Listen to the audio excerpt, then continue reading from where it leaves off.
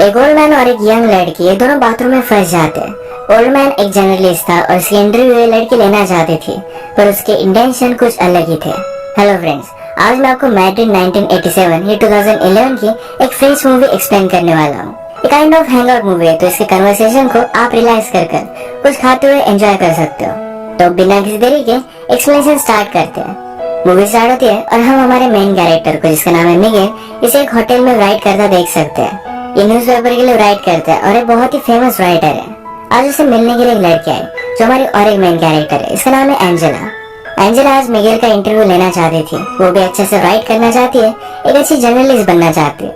Miguel Angela को कुछ order वगैरह करने के लिए कहता है। उसने बहुत पहले एक आदमी के बारे में आर्टिकल लिखा था, उसके बारे में वो बात कर रहा था। कहता है मैंने उसके बारे में आर्टिकल लिखा, पर इसके बाद ही उसकी डेथ हो गई थी, तो हमने वो पब्लिश नहीं किया। वो और उसका पब्लिशर बहुत ही क्लोज थे। एंजेला पूछती है कि ऑफिस में सबसे तुम क्लोज थे। मिगेल कहता है एक जगह पर अगर तुम 25 इयर्स तक काम करो तो सिर्फ एक दूसरे को मारना ही बाकी रहता है। मिगेल बहुत ही स्ट्रेट फॉरवर्ड, उसे जो चाहिए होता है इसके बारे में बोल देता है। इस टाइप का कैरेक्टर है। एंजेला ने कोका कोला ऑर्डर किया था, इसकी एक सिप उसने उससे मांग ली। मिगेल को डॉक्टर ने कोका कोला, टोबैको इस तरीके की चीजें खाने के लिए मना किया है, पर फिर भी वो मानता नहीं। वो एक ही टाइम पर स्मोकिंग भी करता है, कोका कोला भी पीता है और टोबैको भी खाता है। उसे लगता है कि अगर इस तरीके से उसकी डेथ हो जाए तो इसका ब्लेम इस सारी चीजों में इक्वली डिस्ट्रीब्यूट हो जाएगा। एंजेला ने अपनी राइटिंग मिगेल को दिखाने के लिए लाई हुई थी, जो मिगेल को इतनी ज्यादा पसंद नहीं आती। वो कहता है तुम्हारा आर्टिकल बहुत ज्यादा लॉन्ग है, अगर तुम्हें पब्लिश होना है तो ये जरा शॉर्ट होना चाहिए। एंजेला ने मिगेल की राइटिंग स्टाइल भी कॉपी की थी, तो कहता है तुम्हारी राइटिंग स्टाइल जरा यूनिक होनी चाहिए, तुम्हारे वर्ड्स लोगों को पिंच करने चाहिए, तभी आर्टिकल परफेक्ट बनता है।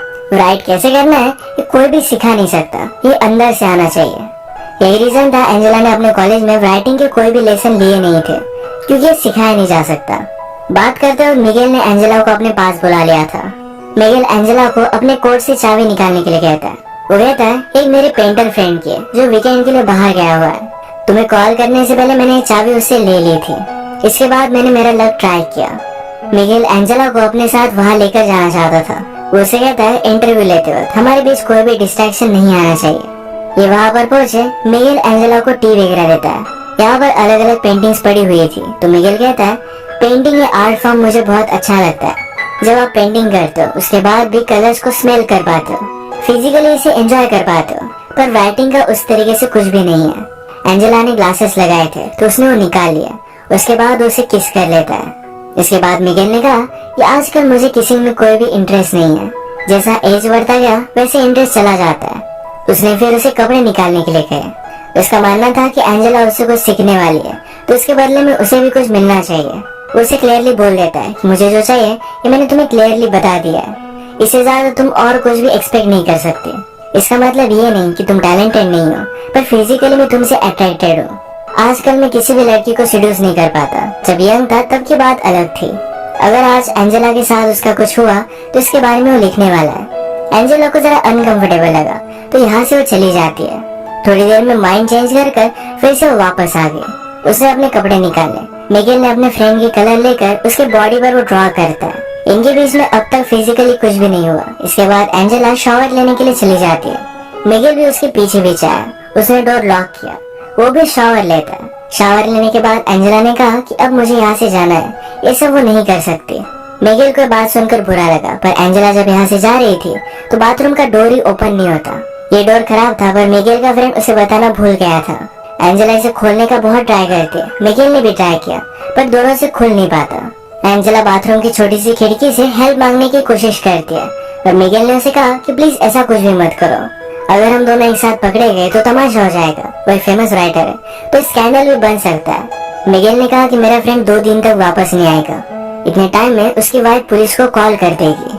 एंजेला कहती कि मेरे पेरेंट्स उससे पहले ही ज्यादा वरीड हो जाएंगे।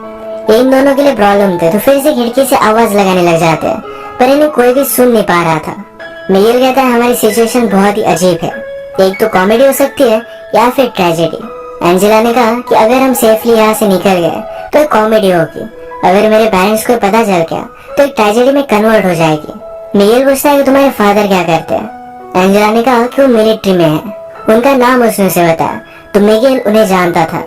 एंजेला की बड़ी सिस्टर को भी वो जानता है, उन दोनों में 17 इयर्स का डिफरेंस है। मिगेल कहता है कि जब वो एक्टिंग क्लास में थी तो हम दोनों फ्रेंड्स हुआ करते थे। वो एक्चुअल में उसे लाइक करता था, पर उन दोनों के बीच में कुछ भी नहीं हुआ। मिगेल बहुत ही वरीड था कि उसकी वाइफ पुलिस को बुला लेगी। उसे एक राइटर की स्टोरी याद आई। राइटर हमेशा अपनी वाइफ पर चीट करता था। एक दिन वो घर पर ही नहीं आया। उसकी वाइफ को पता था कि किसी और लड़की के साथ है, फिर भी उसने पुलिस को कॉल कर दिया। कहा कि टेररिस्ट लोगों ने मेरे हस्बैंड को किडनैप कर लिया है। जब वो राइटर नेक्स्ट दिन उठा तो अपने आप को उसने डायरेक्टली न्यूज पर पाया। ये सब बहुत ही फनी बन गया था। उसकी वाइफ ने उसे एक लेसन टीच करने के लिए ये सब किया था। मिगेल कहता है कि तुम्हारी डैड और सिस्टर में कभी भी बनती नहीं थी, वो हमेशा फाइट करते थे। एंजेला ने कहा कि वो अब भी करते हैं। एक्चुअली एंजेला ने अपनी सिस्टर से मिगेल का नंबर लिया था। मिगेल कहता है एक बार मैंने उसे बताया था कि मैं उसे लाइक करता हूँ, पर उसने मुझे रिजेक्ट कर दिया था। अगर उसे पता चला कि हम दोनों किस सिचुएशन में हैं, तो मैं वंडर करता हूँ कि वो करेगी क्या। आजकल एंजेला की सिस्टर एक बड़ी एक्ट्रेस बन चुकी है।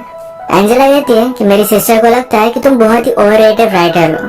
मिगेल को सुनकर बुरा लगा, पर वो कहता है एक ओवररेटेड राइटर ही इसको अपना करियर बना सकता है। एंजेला पूछती है लोग क्या कहते हैं, क्या तुम्हें इससे कुछ भी फर्क पड़ता है। मिगेल पूछता है क्या अब भी तुम मेरा इंटरव्यू ले रही हो। मैं तुम्हें सब आंसर्स दूंगा, पर ये इंटरव्यू किस तरीके से एंड होती है इस पर ही डिपेंड करेगा। उसे टच करने वाला था, पर एंजेला उसे दूर जाकर बैठी। एंजेला कहती है तुम्हारे नॉवेल्स बहुत ही अजीब तरीके से थे, पर फिर भी उन्हें बहुत सारे अवार्ड्स वगैरह मिले हैं। मिगेल कहता है नॉवेल लिखते हो लोग बहुत ही ज्यादा टाइम लेते हैं, मैंने इसे प्रोफेशनली लिखा था। हर रोज में कुछ टारगेट रखकर इसे कंप्लीट कर ही डालता था। मिगेल एंजेला से कहता है कि फिर से ट्राई कर देखो, तुम्हारी आवाज सुनकर तुम्हें हेल्प करने के लिए कोई भी आदमी आ सकता है। सुंदर लड़की देखी नहीं और हर आदमी उसे हेल्प करना चाहता है। आवाज देने के बाद भी उसे कोई भी सुन नहीं रहा था। मिगेल फिर से एंजेला के पास आ गया। उसे कहती है मुझे सिर्फ यहाँ से जाना है, उसके साथ कुछ भी नहीं करना चाहती। एंजेला फिर से डोर को ओपन करने की कोशिश करती है। मिगेल कहता है कि जब आप यंग होते हो तो लगता है कि इस लाइफ में कुछ पॉइंट है, वो अपनी लाइफ कुछ अलग तरीके से जी लेंगे, पर बाद में पता चलता है कि लाइफ में बहुत सारी चीजें पॉइंटलेस थी, इसमें कोई भी मीनिंग नहीं था। हर एक की कोई ना कोई तो प्रायोरिटी होती है। मिगेल एंजेला से पूछता है कि आज सैटरडे है, अगर तुम घर पर होती तो क्या करती, क्या अपने फ्रेंड्स के साथ बाहर जाती। एंजेला को ये सब चीजें पसंद नहीं है। वो कहती है कि मैं बुक्स रीड करती। मिगेल को जो बुक्स पसंद है यही एंजेला ने भी पढ़ी हुई है, पर मिगेल कहता है हम दोनों के व्यूज इस पर बहुत ही अलग अलग होंगे, जैसे ये क्लासिकल म्यूजिक और एक रॉक बैंड में डिफरेंस होता है। मिगेल ने फिर यही टॉयलेट किया। वो कहता है प्यार के बारे में लोगों ने बहुत सारी चीजें लिखी है, पर बाकी चीजों के बारे में कोई भी नहीं लिखता। ये लोगों को ज्यादा रेजोनेट करती है। अपने राइटिंग में इन चीजों का तुम्हें ध्यान रखना चाहिए। मिगेल फ्रस्ट्रेटेड हो रहा था। वो कहता है हम दोनों यार हैं, हम दोनों में एक टेंशन है, अगर हम कुछ भी नहीं करते तो टेंशन बढ़ता जाएगा। सब कुछ हो जाने के बाद शायद हम एक दूसरे को डिजायर नहीं करेंगे, पर फिर भी अट्रैक्शन बहुत ही इम्पोर्टेंट है। मिगेल भी अब जल्दी से जल्दी यहाँ से निकलना चाहता था। उसे बुरा लगता है कि वो सोच क्या रहा था। वो एक ओल्ड मैन है, कोई भी यंग लड़की उसके साथ इंटीमेट नहीं हो सकती। वो कहता है कि मेरी वाइफ को मैं बहुत प्यार करता हूँ, पर फिर भी कभी कभी आपको आइसोलेशन की जरूरत होती है। हम दोनों यहाँ पर इस तरीके से एक साथ हैं। अगर हमारे बीच में कुछ भी नहीं हुआ, पर फिर भी लोगों को लगेगा ये कुछ ना कुछ तो हुआ है। ये उसे एक ट्रेजेडी की तरह लगता है। एंजेला फिर उसके पास आ गई और ये दोनों इंटीमेट हो जाते हैं। इसके बाद एंजेला को थोड़ी सी भूख लगी थी। इस पर मिगेल कहता है मूवीज में मुझे लोगों को कुछ ना कुछ खाते देखना अच्छा लगता है। उसने अभी अभी एक एक्शन मूवी देखी थी जो बहुत ही फास्ट थी, पर अचानक से उसमें एक आदमी का खाना खाते हुए सीन आ गया।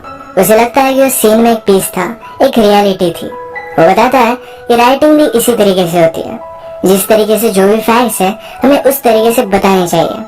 जितना आप रियल लिखोगे उतना ही लोगों को अच्छा लगेगा। एंजेला अपनी राइटिंग से वर्ल्ड चेंज करना चाहती थी, पर मिगेल कहता है वैसा कुछ भी नहीं होता। तुम सिर्फ लोगों के लिए अच्छा लिखने का ट्राई कर सकते हो, बाकी कुछ भी तुम्हारे हाथ में नहीं। मिगेल के व्यूज से बहुत सारे निगेटिव होते हैं। वो एंजेला से हमेशा इस तरीके से बात कर रहा था कि उससे बहुत ही ज्यादा छोटी है। वो ऑलमोस्ट एंजेला को डांट रहा है, इस तरीके से उससे बात कर रहा था। एंजेला को इस पर गुस्सा आ गया। वो कहती मुझे सब लोग इसी तरीके से ट्रीट करते हैं। तुम सिर्फ बड़े हो, तुम्हें एक्सपीरियंस है, इसका मतलब ये नहीं कि तुम सही हो। तुम्हें क्या लगता है यहाँ पर मेरा आना ये तुमने चूज किया था? मैं भी तुम्हें चूज कर सकती हूँ। शायद मुझे भी कुछ ना कुछ डिफरेंट चाहिए था, इसीलिए मैं यहाँ पर आई। एंजेला का गुस्सा शांत होने के बाद मिगेल कहता है किसी को आवाज लगा कर देखो, पर फिर भी कोई भी सुन नहीं पा रहा था। एंजेला कहती है कि जब मैं छोटी थी तो इस तरीके से प्रिटेंड करती थी कि मैं एक सेलिब्रिटी हूँ, मेरा इंटरव्यू चल रहा है और आईने के सामने हमेशा इसे देखती रहती थी। मिगेल कहता है लोग अपने आप को जैसे है इस तरीके से एक्सेप्ट नहीं कर पाते, इसलिए कुछ ना कुछ ज्यादा पावरफुल बनने की कोशिश करते हैं। ये बात एंजेला ने भी रियलाइज की थी और इसके बाद उसने मिरर के सामने इस तरीके से प्रिटेंड करना छोड़ दिया। सब्जेक्ट को चेंज करने के लिए मिगेल कहता है क्या तुम्हें मूवी देखनी है। एंजेला पूछती कि हम कैसे देख सकते हैं। मिगेल ने फिर उसे स्टोरी बताना स्टार्ट किया। वो कहता है कि एक फैमिली थी, मदर, फादर और उनका एक बेटा था।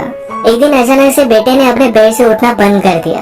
पहले तो पेरेंट्स को लगा था कि शायद स्कूल नहीं जाना चाहता, तो उसने साइकोलॉजिस्ट से उसकी बात करवाई, पर फिर भी बेटा मानने नहीं वाला था। साइकोलॉजिस्ट ने पेरेंट्स से कहा कि इस तरीके से आप प्रिटेंड कीजिए कि सब कुछ चीजें बहुत ही नॉर्मल है। बहुत दिन बीतते गए पर फिर भी अपने बेड से उठा ही नहीं। फादर और मदर ने फिर डिसाइड किया कि हम इसे लेकर कहीं वैकेशन पर जाएंगे। ये अलग अलग प्लेसेस पर घूमे। घूमते घूमते एक जगह पर मेला चल रहा था। इस मेले में अपने बेटे को बेड पर ही लेकर गए। वहाँ पर एक लड़की से उसने बात की।